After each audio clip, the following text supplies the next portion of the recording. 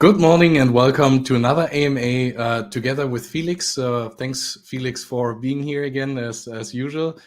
What we will have today is a little recap on what we achieved so far, what will be next, especially on the roadmap in summer and in Q4.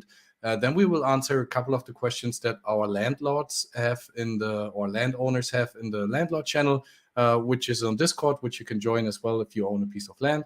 And some game updates that we will have, and just talk in general about a lot of the questions that we have received recently. So first of all, thanks, Felix, for being here. Yeah, it's always nice to be here and be on TV, kind of. So let's start with a small recap. So we started as Medieval Empires already a year ago or over a year ago with the development. Some of you that have been here from the beginning saw the first grayscale buildings that we have. That was the first time we have shown the progress on social media. Where we just had grayscale buildings which you could move with no features and everything. And right now we have the game out already in early access. So our landlords are able to play the game. They tested, they have lots of bug reports that they sent in, which is usual. We are a Web3 company. We develop the game with the community. That means we put out a version which is not 100% ready. Let's say it like this. So we start with a version where we think that the community has fun playing it, but also we will have continuous releases. So every week, basically, we have new features that we implement. We have updates on the art, on the fighting system, on the economy, because we need to balance everything out. And that's what we have achieved so far. Our social media went online almost a year ago now. So in June, July last year, we started with the social media. Now we have over 200,000 people in our community. Shout out to you guys. Thanks for joining us. We have land available on OpenSea. We have different collaborations. We work with Polygon, with guilds, with all the exchanges that we have been listed on. So we try to bring everything forward so you guys can experience a great game. On the roadmap next, what we will have is extended early access in summer.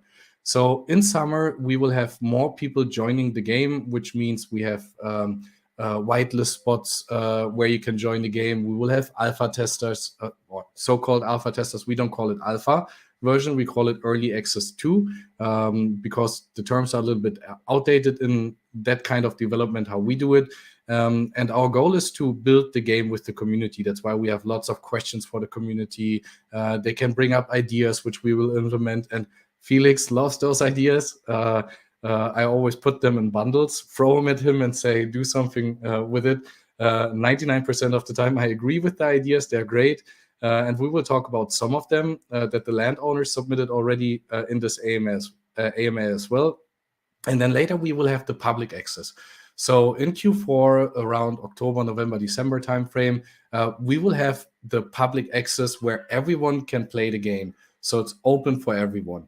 And that's when we expect millions of players. I hope it will be millions, in the beginning most likely thousands, but also all the fans of, for example, Engin Altan Düzyatan, the actor, which we work closely together. And then we will bring on all the people that don't need to have any knowledge on crypto at all. So we will have an onboarding process where people can join the game without knowing what is a wallet or whatever. So we will have it seamlessly easy for them to join the game. And that's our goal, to have a fun to play game in the first place. And then if you want to progress a little bit further, or if you want to have some benefits or extras, that's then where the blockchain part comes in. Then, yeah, we will walk you along the process, how everything will work with renting out contracts and everything. But through a way that it doesn't seem like you're working. It should be fun in the first place. So most likely you will not even notice that is on blockchain through the interface that we're giving. So we also had a couple of questions on when will be the mobile version. The mobile version will come after the public access. So first we will have the public access, then most likely we will see how this one will go, and then we will implement also the mobile version. Then we have the Mac version, which will also come soon. And then I have a question for Felix. When do we finally see this guy on a piece of land that's owned by a crusader? It's a tough question, because currently we are focusing a lot on reacting to the first early access. So we are taking care about bugs that have been found, feedback that is coming from the community, which an example is like that people were recognizing that archers are pretty overpowered. So we had to rebalance all the units again and take care about also for the early access player that there's a good experience. Bring in the Crusaders is something that we want to do, but first priority is making the game feel well before we open up the second faction. Then will be one of the first things. How will you guys handle those updates? So whenever you have some fixes or a new release, how does that work internally, and then how does it work for the community? So we will have two different kind of releases. One is a hotfix. So this is when we are seeing that there are a lot of things that have to be fixed in the game, or there's something critical in. We prepare a hotfix where we are fixing bugs. This is always coming when we see, okay, the live version is not like it should be. And then we will have feature releases. Therefore, now we decided to not have a fixed schedule when we are releasing them. So we develop a new feature, and when we think it's ready to be out, then we send it out. And then we also try to send it out as fast as possible to the players. And then have hot fixes again afterwards, most likely. But that's the part of early access. It's the benefit that we have people who want to play the game, who can give us feedback, where we can react. It's not only that in this case we can find bugs fast with the community together. It's also early feedback on what feels good, what feels not so good, where should be improvements, ideas that are popping up on those early things they are seeing. And at this stage, regularly, we are able to adjust much better than if we would polish a feature until the end and then release it. Because in this stage, then regularly, it's hard to change anything anymore. Yeah, and maybe the community doesn't even like it. That's what I always love. If you implement something, they say, hey, why don't you do it like this? We already had a couple of changes. Or implement, for example, something for the hospitals that we have with the K that you can have, or kick here, I don't know how it's called, that we do it differently now then, because like we make a poll or ask the community how they want to have it, and then we just do it how they want to have it. The biggest question that I get most often is, what will happen after the early access with the progress that they made so far in the game? / what will be the reward for the people that already participate in the early access? So we are pretty sure that we will need to wipe the data in between. One of the big reasons is balancing changes. So currently we have those overpowered archers. If we would keep them, they could destroy the balance. Everyone would build archers. Actually, for the archers, it's less of a problem. It would be rather a problem for the archer heroes, because the archer heroes are having their individual stats, while the units have config stats in our system, and they would change with every update. So okay. The problem would be with the heroes there, and so it could happen that they are either underrated or overpowered, and we want to start with a clean balancing. That's why we are also taking care about balancing very early. So we are potentially able to avoid wipes in the end. Additionally, what we want to provide is that players who play actively in the game, that we give them a reward for all the days that they have played actively. So currently, the most likely case is that we provide 1,000 silver for every day the players played. And we would try to, when we are seeing, okay, we have to wipe. Currently, they can claim it just every day. But if we would wipe, we would give it again to them. So they would start with several thousands of silver. Yes. So for the community, the message is clear: log in every day, play the game, so you can get the first reward. But there will also be maybe some cool decoration stuff. Exactly. For them, so the other idea that we're currently having is that for every month the players played, we additionally give out a decoration that will only be available for early access player. And there we also want to have a set of decorations. So the more of those decorations you have, the higher there will be a set bonus from those decorations. So okay, I'm looking forward to that. And they will be tradable. So they will be NFTs. So even if I don't participate in the early access, I can later get it from someone that has participated in the early access. I mean, that's how NFTs work. That's great. I am already in early access, so I don't have a problem with that. But yeah, then there's a question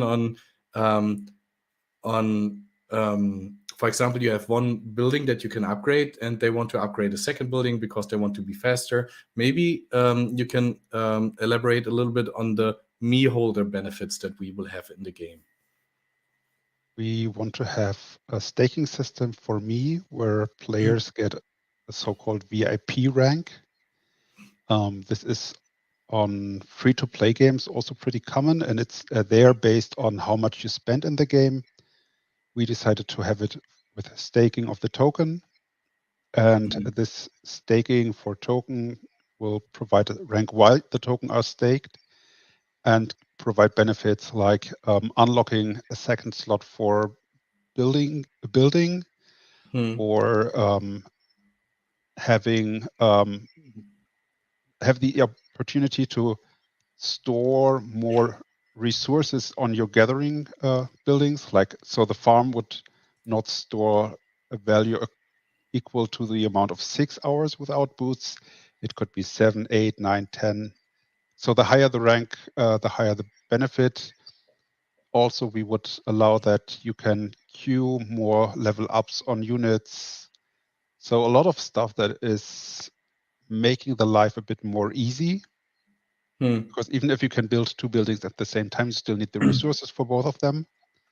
So yeah, I just realized that as well. Like I don't have enough wood here, but I think that's great because like I sleep more than 6 hours. Usually, I have 2 kids, so I need at least 8 hours of sleep.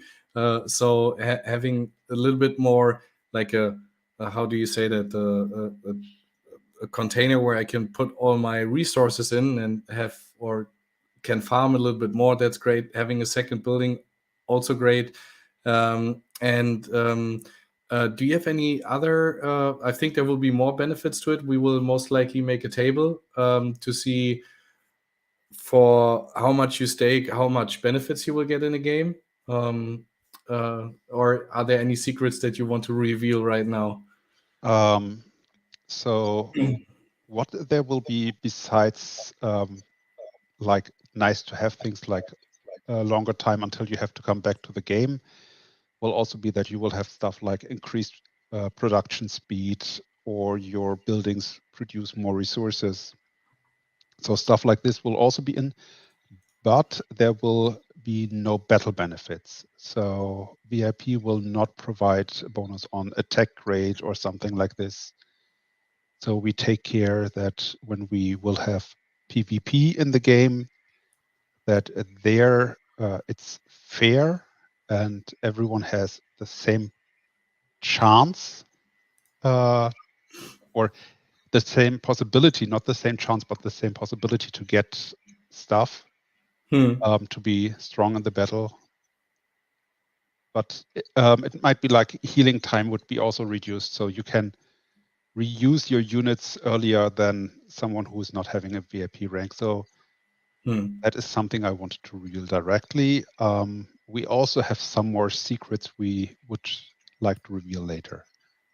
Okay, and so you mentioned PvP. So right now that's PvE. I assemble my army like I did over here, fight against the invaders. How will the PvP later look like? The PvP will happen on maps which are not owned by players. So their players will send kind of an outpost with units, and on those outposts they are fighting. So it's not a mandatory element of the game, but it's something that will bring special rewards and special benefits if you participate. But it's your decision to then operate in PvP and be able to be hit down by players there. Your main town will always stay in the PvE area. But since you're having one of those bugs, I guess. No, I'm just thinking which units I take, because that was too high for my soldiers that I have left. The other ones are in the hospital at the moment. Okay. But we realized that there's a lot of desire for competition. This is also something that we realized when reading in the Discord chat. I want to fight against others. I'm looking forward to that. Yeah. We can't implement that so soon, but for supporting competition, we are currently thinking about an example, having leaderboards earlier than planned originally. So that there can be competition about progress, activity, and so on, and you can see how you're performing against the others. So this is also one of those parts where we are now reacting on what we see from the players and hear. Yeah, and some things which I asked Ching from the first time, we already had a bird view once in there. I will force him to implement the bird view again, so that you can zoom out a little bit more out of the game. Right now you can, I think that's the furthest, and then you can totally zoom in. And I'm sorry for the frames per second on this one. If you play the game on your computer, it will look way better. Yeah, so that's something we will implement, most likely the bird view. Then we had a question about full screen mode that will also be implemented. I don't know how the timeline is, and I will not reveal it, otherwise the product team will kill me, because then they need to stick to the timeline. But that's something we will have. And then there was one question about the heroes and their special abilities. Like those are my heroes, for example, over here. What are those? What will happen there? So we have already a list of special abilities we want to implement. Currently, they are not active in the game, but the heroes already get them assigned. So this can be different things like, let me shortly check in the wiki so I'm not telling nonsense. We have abilities. Yeah, most likely a boost or something like this. Yeah, so units could be stronger against a certain type of unit, so that they are, in examples, additionally stronger against archers and get an attack buff, or if they could have a shield, that they have the ability to block attacks, so they have a chance to prevent damage. And many other ones. Currently in our battle system, internally units are also moving, and currently they either move or attack, and then there could be a special ability that allows them to move and attack in the same turn. Okay. We wanted to have them directly in the heroes, so that once we activate those abilities, heroes directly can use them. so that players don't need to wait or waste their heroes or get new heroes and ignore their old heroes just because they are not having special abilities. So that's why they are already there. And once they go live, players can test them. Yeah, perfect. I think that answered most of the urgent questions. I mean, there are lots of questions still outstanding, and we will put that whenever we have updates or implement a new thing. You said we have hot fixes, but we also have release notes where we will write down what has happened or what has changed, so that the community is already up to date. And one thing that I still wanted to mention is, for those that don't have access to early access yet, because they don't own a land, they can also participate in our staking competition that we have. So you can stake on our website for different tiers. Based on the tier that you have, you have or based on how much you stake, you get a certain ticket for. Let me best show it. That's easier than me explaining it. Let me share my screen real quick over here. So you can stake it over here. You connect your wallet, and then you get for 1,000 MEE tokens that you stay, you get a tier 1 land. For 2,000 MEE token tier 2, and you can stake as many as you want. You can stake 50,000 MEE for 50 tickets for a tier 1 land if you want to. You can also stake 10. Then you also have 50,000 MEE tokens for tier 5 land. And the other thing that we also have is on Bybit, we have staking for APY. So if you're interested in that, you can also go to Bybit, go to staking, and then you can stake for 18% APY on, let me share that as well, for 18% APY over here, or flexible then 4%. That means you can put it in and pull it out whenever you want. For 18%, it's locked for 30 days.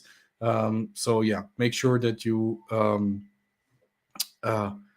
choose one of those where you put your tokens, and then yeah, that's it from my side. I think most of the questions you have answered. Is there anything that you want to mention that I forgot?